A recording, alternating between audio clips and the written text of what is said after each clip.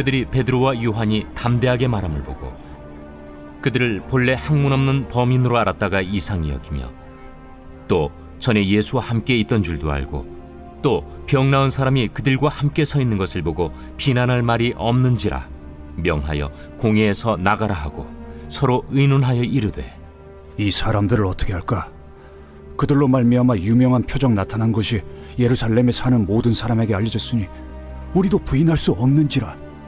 이것이 민간에 더 퍼지지 못하게 그들을 위협하여 이후에는 이 이름으로 아무에게도 말하지 말게 하자 하고 그들을 불러 경고하여 도무지 예수의 이름으로 말하지도 말고 가르치지도 말라 하니 베드로와 요한이 대답하여 이르되 하나님 앞에서 너희의 말을 듣는 것이 하나님의 말씀을 듣는 것보다 옳은가 판단하라. 우리는 보고 들은 것을 말하지 아니할 수 없다. 관리들이 백성들 때문에 그들을 어떻게 처벌할지 방법을 찾지 못하고 다시 위협하여 놓아주었으니 이는 모든 사람이 그 된 일을 보고 하나님께 영광을 돌림이라. 이 표적으로 병 나은 사람은 40여 세나 되었더라. 할렐루야. 오늘도 주님과 동행하시는 복된 하루 되시기를 바랍니다. 자, 베드로가 아주 담대하게 그 많은 종교 지도자들 앞에서 예수 그리스도의 이름의 권세와 그 능력을 힘있게 선포합니다. 그의 너무나도 당당하고 자신 있어 하는 그 모습뿐만 아니라 논리적으로도 그렇고 어떻게 반박을 할 수가 없었어요. 거기에 대해서 이들의 반응이 아주 흥미롭습니다. 13절 그들이 베드로와 요한이 담대하게 말함을 보고 그들을 본래 학문 없는 범인으로 알았다가 이상히 여기며 또 전에 예수와 함께 있던 줄도 알고 또 병 나은 사람이 그들과 함께 서 있는 것을 보고 비난할 말이 없는지라. 비난할 말이 없었다. 참 통쾌한 내용이죠. 여러분, 그들은요 정말 종교, 율법, 구약의 전통에 대해서는 가장 전문가들 아니겠습니까? 누가 그 앞에서 뭔가를 이야기한다고 해도 반박할 수 있는, 거기에 대해서 조목조목 그에 대한 여러 가지 자료나 근거를 댈 수 있는 정말 해박한 지식의 소유자들이에요. 그런데 베드로가 너무 완벽하게 이야기를 합니다. 그래서 놀라는 거예요. 아니, 저 친구는 우리가 알기로는 그냥 갈릴리 연안에서 고기나 잡던 어부인데 그렇게 학식이 있는 그런 사람이 아닌데 과거에도 그렇게 특출한 그런 모습들을 보인 적이 없었는데 아니 왜 이렇게 말을 잘해? 이런 겁니다. 아니 어떻게 저렇게 말을 잘하지? 떨지도 않고 논리적으로 담대하게 이야기를 하지? 이상히 여겼다라는 거예요. 베드로가 가졌던 그 담대함과 그 똑똑한 지혜에 놀라죠. 그리고 전에 예수와 함께 있었던 줄도 그들이 알았고요. 또 결정적인 것은 아니 병 나은 사람이 함께 서 있었어요.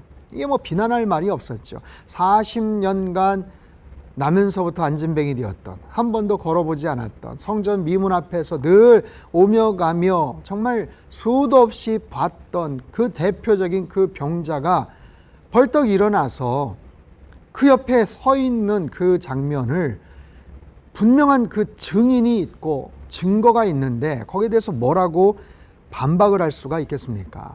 여러분, 그런 거예요. 아무리 그들이 날선 모습으로 공격을 하고 비난을 하려고 해도 진리 앞에서는 어떻게 해볼 수가 없는 거죠. 하나님의 역사 앞에서는 어떻게 해볼 도리가 없는 겁니다. 그래서 어떻게 합니까? 15절 명하여 공회에서 나가라 하고 서로 의논을 합니다. 서로 의논을 해요. 자기들끼리 큰일 났다. 야, 이거 어떻게 할까? 얘네들 듣지 못하게 우리끼리 한번 쑥떡쑥떡 소근소근 이야기를 했겠죠. 16절 이 사람들을 어떻게 할까? 그들로 말미암아 유명한 표적 나타난 것이 예루살렘에 사는 모든 사람에게 알려졌으니 우리도 부인할 수 없는지라. 야, 분명한 증인이 있고 증거가 있는데 치유받은 사람이 저렇게 멀쩡하게 돌아다니는데 이걸 어떻게 우리가 부인하겠는가? 이 사람들을 어떻게 할까? 이 사람들을 어떻게 할까? 그들은 고민합니다. 여러분, 사실 이 명백한 진리 앞에 베드로가 전했던 이 분명한 복음 앞에 그들은요 마땅히 무엇을 질문해야 되냐면 우리가 그럼 무엇을 하면 좋겠느냐? 여러분, 사도행전 2장 후반부에 기억하십니까? 베드로의 그 파워풀한 설교에 3,000명이 회심을 하죠. 그러면서 그들이 고백했던 질문이 뭐예요? 그러면 우리가 무엇을 해야 할까? 우리가 어떻게 해야 될까? 하고서 베드로에게 질문을 던집니다. 마치 그거예요. 그런 모습처럼 이 명백한 진리 앞에서 그러면 우리가 어떻게 하면 좋을까라고 그렇게 고백을 하고 질문을 던져야 되는데 이 사람들을 어떻게 할까 그것만 고심을 하고 있습니다. 그러면서 내린 결론이라는 게 뭐예요? 17절 이것이 민간에 덮어지지 못하게 그들을 위협하여 이후에는 이 이름으로 아무에게도 말하지 말게 하자 하고 18절 그들을 불러 경고하며 도무지 예수의 이름으로 말하지도 말고 가르치지도 말라 하니 여러분 이게 사단의 마음이죠. 예수의 이름으로 가르치지 마라는 거예요. 예수의 이름 말하지도 말고 가르치지도 마라. 이 이름으로 아무에게도 말하지 말게 하자. 여러분 이게 바로 사단의 괴계고 사단의 계략이죠.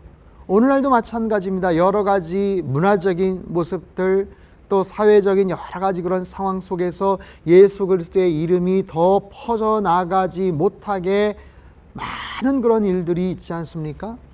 똑같은 거예요. 그런 모습으로 바뀌었고 문화적인 옷을 입었고 세상적인 세속적인 세계관과 가치관 속에서 그런 부분들이 흐릿하게 나타나지만 결국에는 예수 그리스도의 이름이 더 퍼져나가지 못하게 가로막고 방해하고 때로는 위협하고 조롱하고 위축되게 만들고 이 모든 것이 사단이 갖고 있는 마음. 어제도 말씀을 드렸죠. 사도행전의 중요한 두 가지의 물줄기. 성령 하나님은 어떻게든지 복음이 전해지기를 기뻐하시지만 사단은 그 복음이 전해지는 것을 싫어합니다. 그 영역이 확장되는 것을 아주 극도로 싫어합니다. 그래서 그 마음을 그들에게 불어넣어서 이 종교 지도자들 아닙니까? 그래서 한다는 얘기가 위협하여서 협박해서 다시는 그 이름으로 말하지 마라는 거예요. 이게 사단의 그런 계략이죠. 자, 거기에 대해서 베드로와 요한이 19절 이렇게 말합니다. 하나님 앞에서 너희의 말을 듣는 것이 하나님의 말씀을 듣는 것보다 옳은가 판단하라. 우리는 보고 들은 것을 말하지 아니할 수 없다 하니. 여러분 이것은 어떤 우기는 것이 아니고 감정적으로 막 호소를 하는 게 아니에요. 굉장히 합리적으로 설득력 있게 자 따져보자. 무엇이 옳은가 생각해봐라 하면서 이야기하는 게 뭐예요? 너희의 말을 듣는 것이 옳으냐 하나님의 말씀을 듣는 것이 옳으냐. 하나님을 누구보다 잘한다고 자부하던 그들, 하나님을 경외하던 율법학자들, 종교 지도자들, 그들에게 질문을 던지는 거예요. 오히려 하나님 말씀을 듣는 것이 옳으냐 너희의 말을 듣는 것이 옳으냐 대답해봐라 라는 거예요. 사랑하는 성도 여러분, 우리 이 땅을 살아가면서 누구의 말을 더 경청을 합니까? 누구의 말을 더 자주 듣습니까? 날마다 아침마다 하나님의 말씀 앞에 나아가십시오. 온라인 말씀 묵상을 통해서 하나님 말씀 앞에 내 삶을 고백하시고 순종하십시오. 공동체 안에서 교구별로 지금 성경 통독하는 이 모든 과정들을 통해서도 하나님 말씀을 계속해서 여러분 습득하십시오. 그리고 누구를 바라보며 살아가십니까? 사람을 의식하지 마시고 눈에 보이지 않지만 우리와 늘 함께 하시고 나를 지켜주시는 하나님만을 의식하며 살아가시길 주님의 이름으로 축복합니다. 우리는 보고 들은 것을 말하지 아니할 수 없다. 이것은 증인이죠. 보고 들은 것, 증인들은 말하지 않을 수 없어요. 아니, 말해야만 합니다. 이것이 증인의 사명이고 책임이죠. 거기에 대해서 21절 관리들이 백성들 때문에 그들을 어떻게 처벌할지 방법을 찾지 못하고 다시 위협하여 놓아주었으니 이는 모든 사람이 그된 일을 보고 하나님께 영광을 돌림이라. 이 표적으로 병나은 사람은 40여 세나 되었더라. 결과적으로는 처벌할 방법을 찾지 못했습니다. 다시 위협합니다. 그래봐야 효과가 없어요. 타격감 제로죠. 그리고 어떻게 합니까? 놓아줄 수밖에 없었어요. 놓아줄 수밖에 없었어요. 뭐라고 어떻게 해볼 수가 없었어요. 그리고 이 된 일을 가지고 하나님께 영광을 돌렸다라는 거예요. 사랑하는 성도 여러분, 코로나 팬데믹 이후에 기독교에 대한 여러 가지 부정적인 이야기들이나 또 크리스찬들이 활동하고 또 여러 가지 사역에 대해서도 세상 사람들이 지탄을 하거나 부정적인 뉴스거리 이런 것들이 많지만 여러분 그런 것 때문에 우리 안에 있는 그 진리, 내 안에 계시는 예수 그리스도의 이름, 여러분 세상이 이길 수가 없습니다. 그런 모습으로 세상이 이길 수 있었다면 2000년 기독교 역사가 여기까지 흘러오지를 못했을 거예요. 결국에 세상이 이길 수가 없어요. 여러분 진리를 이길 수가 없습니다. 거짓은 진리를 이길 수 없어요. 여러분 어둠은 빛을 이길 수가 없습니다. 사망은, 죽음은 생명을 이길 수가 없습니다. 우리에게는 그런 분명한 능력이 있어요. 예수 그리스도만이 우리의 부활이요 생명이요 소망인 줄로 믿습니다. 담대하십시오. 오늘 하루도 이 말씀 마음속에 품고 여러분 승리하며 살아가시길 주님의 이름으로 축원합니다. 기도하겠습니다. 성령 하나님, 우리 안에 예수님을 더 많이 더 열심히 증거하고자 하는 그런 정말 기쁜 마음들을 날마다 부릴 듯 허락하여 주시고, 이 말씀이 선포되고 소개될 때마다 놀라운 성령의 역사와 복음의 능력들이 나타나도록 주님 인도하여 주시옵소서. 강하고 담대한 믿음을 가지고 살게 하시고, 하나님 절대로 어두움은 빛을 이길 수가 없습니다. 거짓은 진리를 이길 수가 없습니다. 세상에서는 우리가 위축당하고 조롱을 당하고 정말 환난을 당할지 몰라도 담대하라, 내가 세상을 이기었노라 하셨던 주님의 말씀을 의지하며 오늘 하루도 우리의 삶의 모든 영역 속에서 주님 바라보며 승리하는 복된 삶이 되도록 축복하여 주시옵소서. 존귀하신 예수님의 이름으로 감사하며 기도하옵나이다. 아멘.